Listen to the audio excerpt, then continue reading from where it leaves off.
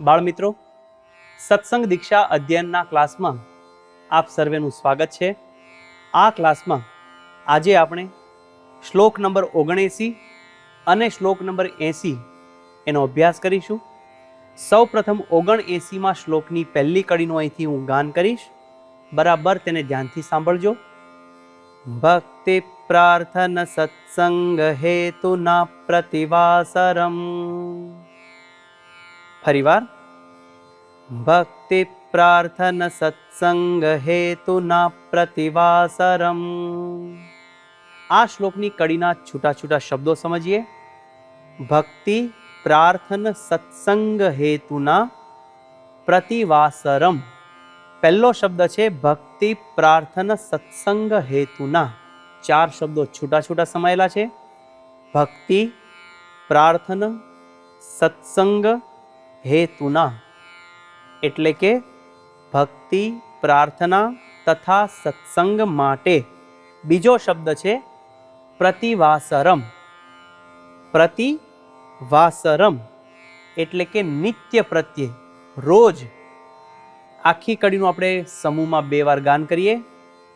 ભક્તિ પ્રાર્થન સત્સંગ હેતુના પ્રતિવાસરમ. ફરીવાર, ભક્તિ પ્રાર્થન સત્સંગ હેતુના પ્રતિવાસરમ. હવે આ શ્લોકની બીજી કડીનું અહીંથી ગાન કરીશ, તેને બરાબર ધ્યાનથી સાંભળજો. સુંદરમ મંદિરમ સ્થાપ્યમ સર્વે સત્સંગીભિર્ગૃહે.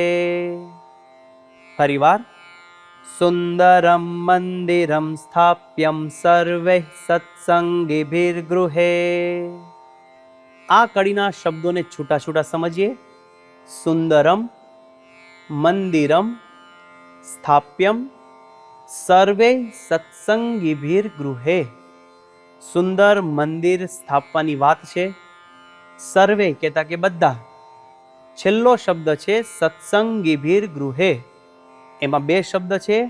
સત્સંગીભિ ગૃહે એટલે કે સત્સંગીઓએ ઘરમાં, ઘર મંદિર કરવાની વાત છે. આખી કડી આપણે સમૂહમાં 2 વાર ગાન કરીએ. સુંદરમ મંદિરમ સ્થાપ્યમ સર્વે સત્સંગીભિર્ગૃહે. ફરીવાર, સુંદરમ મંદિરમ સ્થાપ્યમ સર્વે સત્સંગીભિર્ગૃહે. આખો શ્લોક આપણે સમૂહમાં 2 વાર ગાન કરીએ. ભક્તિ પ્રાર્થન સત્સંગ હેતુના પ્રતિવાસરમ. સુંદરમ મંદિરમ સ્થાપ્યમ સર્વે સત્સંગીભિર્ગૃહે. ફરીવાર, ભક્તિ પ્રાર્થન સત્સંગ હેતુના પ્રતિવાસરમ. સુંદરમ મંદિરમ સ્થાપ્યમ સર્વે સત્સંગીભિર્ગૃહે. આ શ્લોકનો ગુજરાતી અર્થ આ પ્રમાણે છે. નિત્ય પ્રત્યે ભક્તિ પ્રાર્થના તથા સત્સંગ માટે સર્વે સત્સંગીઓએ ઘરમાં સુંદર મંદિર સ્થાપવું. હવે શ્લોક નંબર 80 પર જઈએ. 80માં શ્લોકની પહેલી કડીનું અહીંથી હું ગાન કરીશ. ધ્યાનથી સાંભળજો. પ્રસ્થાપ્યો વિધિવત તસ્મિન્નક્ષર પુરુષોત્તમો. ફરીવાર, પ્રસ્થાપ્યો વિધિવત તસ્મિન્નક્ષર પુરુષોત્તમો. આ કડીના શબ્દોને છૂટા છૂટા સમજીએ. પ્રસ્થાપ્યો વિધિવત તસ્મિન્નક્ષર પુરુષોત્તમો.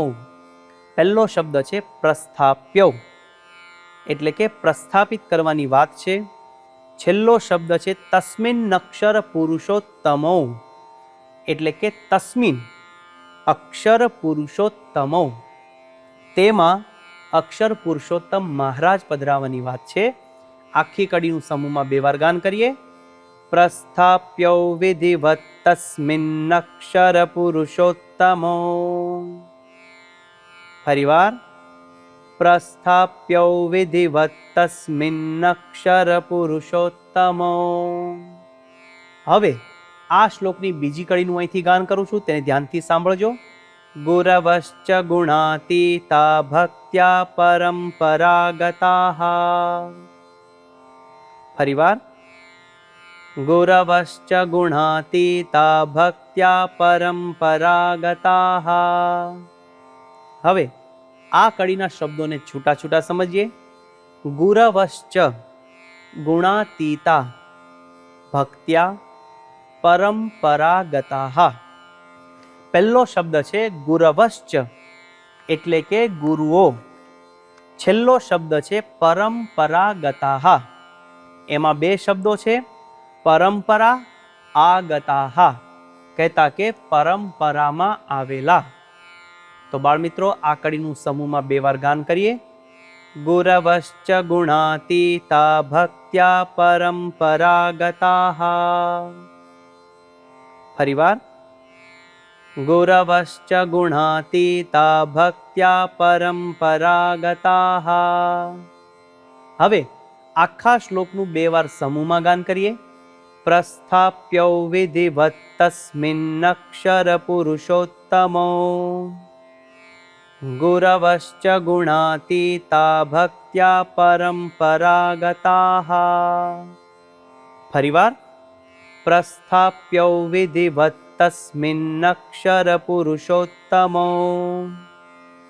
ગુરવશ્ચ ગુણાતીતા ભક્ત્યા પરંપરાગતાઃ. આ શ્લોકનો ગુજરાતી અર્થ આ પ્રમાણે છે. તેમાં ભક્તિ ભાવે એટલે કે મંદિરમાં, આ ઘર મંદિરમાં ભક્તિ ભાવે વિધિવત અક્ષર પુરુષોત્તમ તથા પરંપરામાં આવેલ ગુણાતીત ગુરુઓ પધરાવવા. તો બાળમિત્રો, શ્લોક નંબર 79 અને 80 આ બંને શ્લોકનું આ પ્રમાણે ગાન કરી મુખપાઠ કરીએ અને મિશન રાજીપો લેવા માટે તૈયાર થઈએ. આવતા ક્લાસ સુધી સર્વને જય સ્વામિનારાયણ.